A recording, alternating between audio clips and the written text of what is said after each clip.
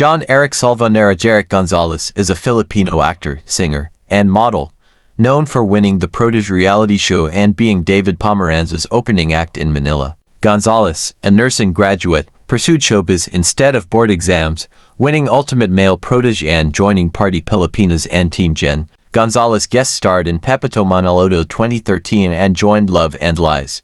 In 2014, he acted in Justicia and Dementia, and formed the trio 3LGY. In 2022, he starred in the Philippine adaptation of Startup as Davidson Dave Navarro, marking a significant career milestone.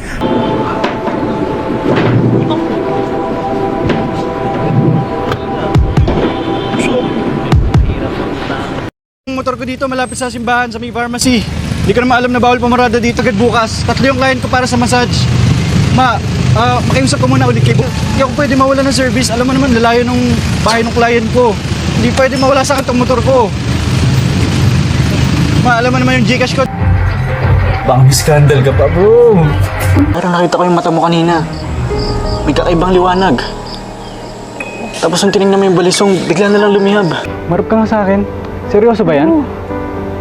In love ka na, no? Bis, sa susunod, mag-iingat ka naman. Para naman di hassle. May kailangan po ba kayo sa akin? Paano niyo po ako nakilala?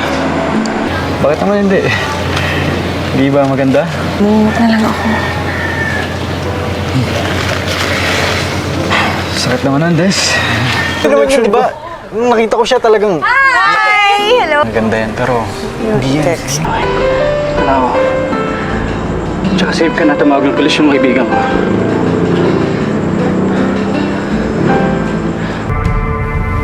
Sa wakas, naiganti ko ng mga magulang ko.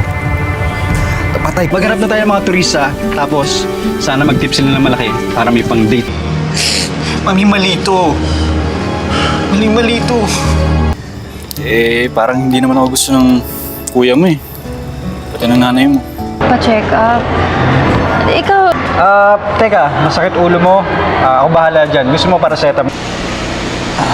Pasensya ka na. Marami kasing pinagawa sa akin si Daddy, so... Hindi mo ba narinig yung sinabi ni Danny kanina? Na-inspire daw siya nung nakilala. Bangis talaga. Woo!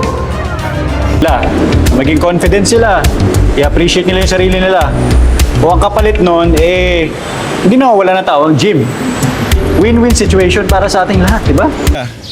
Mahilig lang talaga ako magpalipad ng eroplano. Yun nga lang, papel nga lang. Isabel, wag na. Maliit lang naman to eh. Dahil sa akin. Kaya hindi ko siya masisisi kung gano'n na lang yung galit niya sa akin.